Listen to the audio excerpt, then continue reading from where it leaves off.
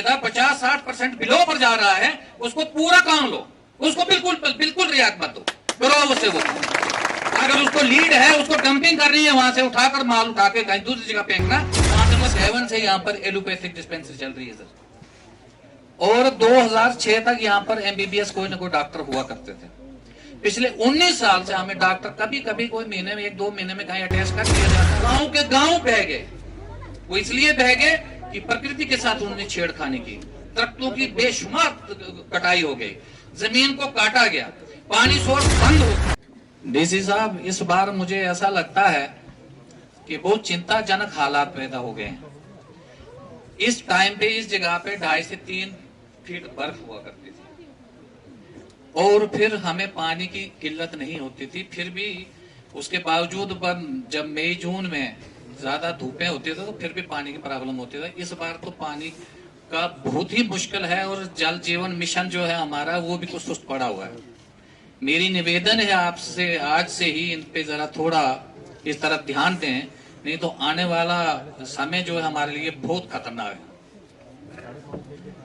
अब मैं यहाँ की जो आवाम यहाँ पर आकर आप बैठे हैं, आप अपना टाइम वेस्ट किया है, आप यहाँ आए हैं, मेरी आपसे एक विनती है, जो अफसर साहिबान यहाँ आए हैं, जिन्होंने अपनी स्कीम्स के बारे में आपको बताया है, आप इन पर अमल करो तो फिर बात है, नहीं तो बहुत मुश्किल है।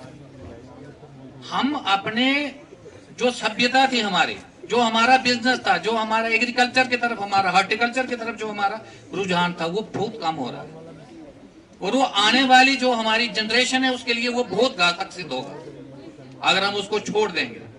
इसलिए मेरी विनती है डीसी साहब के सामने, एग्रीकल्चर डिपार्टमेंट और हॉर्टिकल्चर डिपार्टमेंट को, जिस किस्म का ये ग्लोबल जो ये सिस्टम बन रहा है, जैसे अब ज्यादा बारिश हो जाती है, कभी बारिश होती नहीं है, तो ऐसे हालात में जो यहाँ के फसलें बन सकती हैं, जो फ्रूट्स वगैरह यहाँ लग सकते हैं, जो प्लांट्स वगैरह यहाँ लग सकते हैं, उस तरफ ध्यान दिया जाए, ताकि जो लोगों के मुश्किलात आने वाले दिनों में, आने वाले सालों में, जो आने वाले दिन हमारे बड़े मुश्किल के हैं, उससे कोई निजात मिले।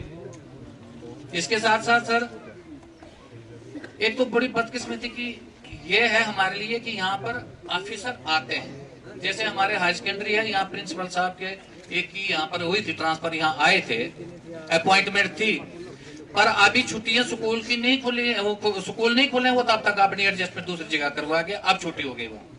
अब जिस इंस्टीट्यूशन का हेड ही नहीं होगा, तो आप खुद ही समझे कि उधर क्या अच्छा काम होगा। बच्चों के साथ ये खिलवाड़ है।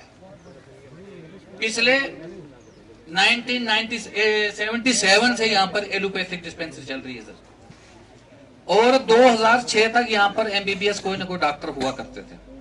पिछले 19 साल से हमें डॉक्टर कभी कोई महीने में 1-2 महीने में कहीं अटैच कर दिया जाता, बस उसके बाद। दूसरी बात यह है कि आप जो भी कोई काम करते हो उसको रिव्यू भी करते हो, ये सबसे बड़ी बात है। मुझे लगता है कि ये चीजें आप जरूर ऊपर उठाएंगे, ये हमारे डॉक्टर और प्रिंसिपल के। एग्रीकल्चर का तो मैंने बात बता दिया। अब अभी यहाँ पर ये एक डिमांड आई कि यहाँ पर डिग्री कॉलेज, हर डिग्री कॉलेज के लिए कोई सरकारी बस लगाई जाए।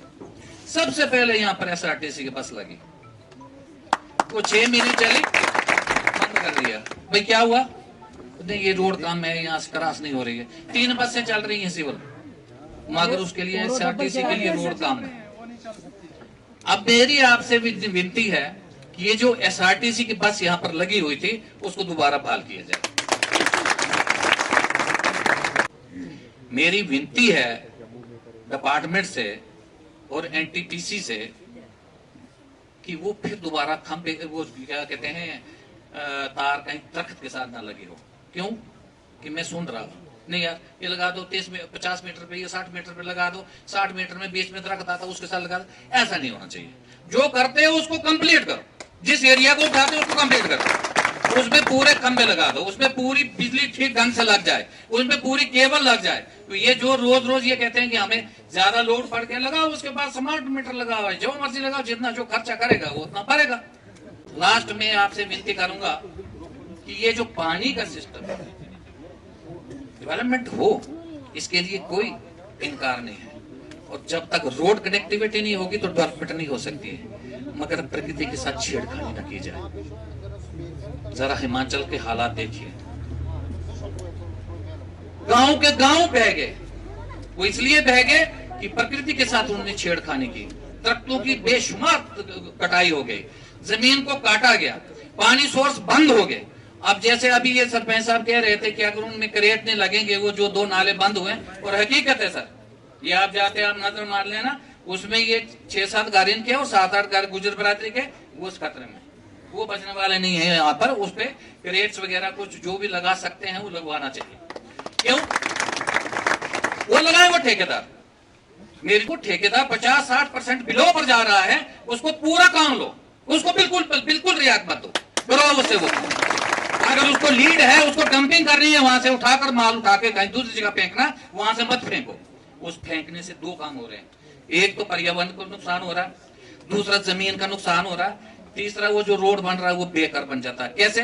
काट के आप फेंक रहे हो, एच लगता है, एच से ये पीछे तक नापते हैं पूरी 6 मीटर, मगर जब बारिशें लगती है वो 3 ही मीटर रहती है पीछे, वो आगे वाला माल पर निकल जाता है, पीछे जरूरत 3 बार उठाया।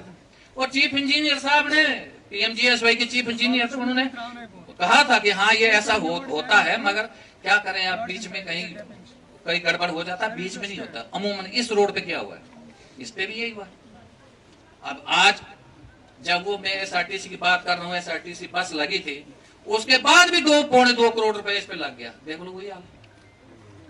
इसलिए मेरी विनती है आपसे कि आपको मैं ये बातें इसलिए सारी सुना रहा हूं, मैंने पहले बता दिया कि आप हर चीज का रिव्यू करते हैं। रिव्यू लेने वाले लोग जो ऑफिसर होते हैं ना, वो बहुत ही अच्छे होते हैं, वो बहुत सोच वाले, बड़ी सोच वाले होते हैं। तो इसलिए इस सोच का हमें भी कुछ फायदा अगर मिल जाए तो बहुत अच्छा होगा। इससे ज्यादा मैं आपका टाइम नहीं लूंगा, मैं यहीं पे अपनी वाणी को विराम देता हूं। परंतु ये जो 3-4 चीजें मैंने बताई हैं, और जल जीवन के बारे में, जल ये जो पानी का समस्या होने वाली है, इस पर आज से इस पर काम किया जाए तो तभी बात कुछ हो सके, वरना बहुत मुश्किल होने वाली है। धन्यवाद।